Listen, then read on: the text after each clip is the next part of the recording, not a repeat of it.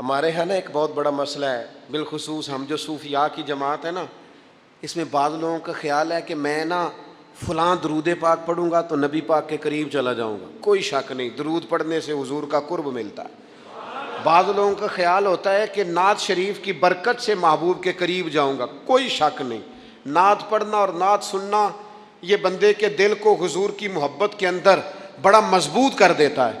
کچھ لوگوں کا معیار ہوتا ہے کہ میں اتنے وظائف اس ٹائم میں مکمل کروں گا تو میں نبی پاک کے قریب جاؤں گا۔ تو حضور نے تو خود بتا دیا میرے قریب کون ہے۔ درود پاک پڑھنے والے کو بھی قریب بیان کیا حضور نے۔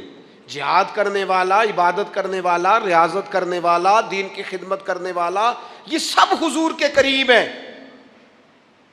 پر نبی پاک علیہ السلام نے فرمایا تم میں سے، یہ بخاری ہے، فرمایا تم میں سے میرے یہاں میرے قریب سب سے محبوب وہ شخص ہے جس کے اخلاق زیادہ اچھے ہیں، جس کا رویہ لوگوں کے بارے میں ٹھیک ہے، جس کی نیتیں، ارادے، لہجے لوگوں کے حق میں نرم ہے، وہ میرا محبوب ہے۔